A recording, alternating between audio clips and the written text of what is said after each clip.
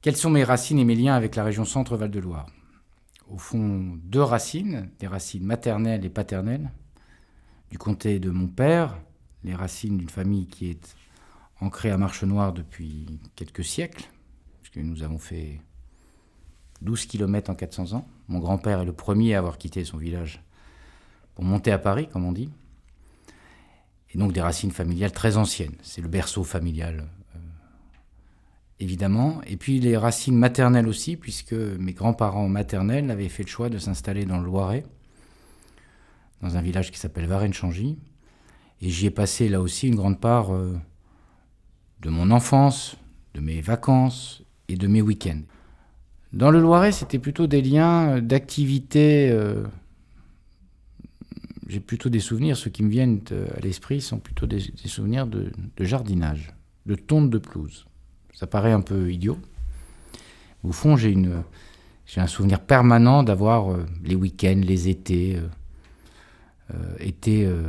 à m'occuper de faire du jardinage.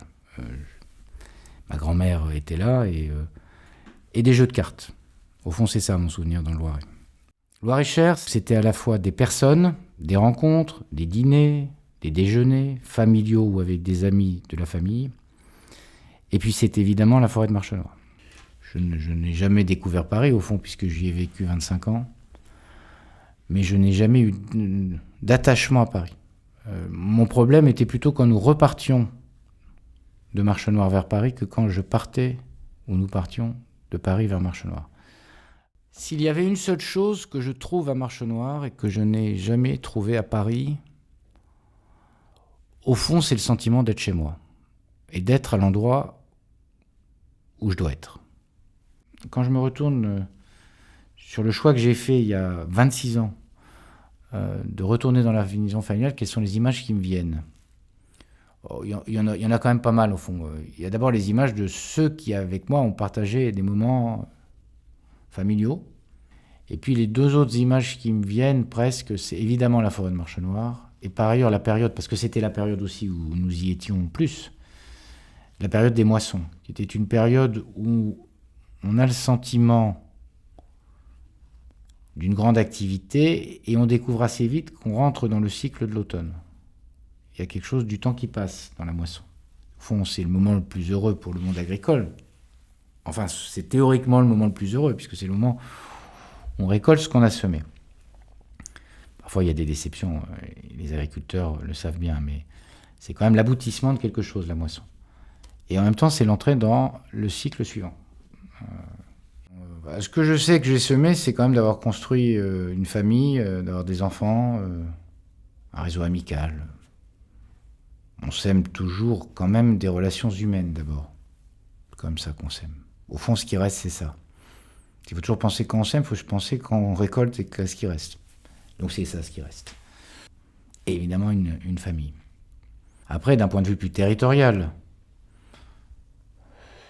j'ai durablement, dans ma commune pour le coup, avec la communauté de communes d'ailleurs, construit des services, structuré ou réinstallé des commerces. Ça, je pense que j'ai installé la commune de Marchenoir pour quelques paires d'années dans la non-disparition, dans la, comment dirais-je, une forme de projection dans l'avenir. Quand je suis arrivé maire, j'avais été conseiller municipal avant, il y a resté un bar tabac, ce qui est généralement l'étape ultime avant la fermeture, pardon de l'expression, définitive.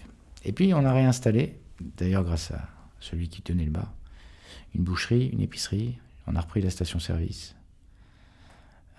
On a réinstallé, relocalisé la boulangerie qui menaçait de fermer. Mais que dans une commune de 700 habitants, il y a une boucherie, quand dans la commune voisine de 5005, et je ne le fais pas par fierté, il n'y en a plus, c'est quand même des choses dont on a le sentiment qu'on a semé. Mais c'est des cycles.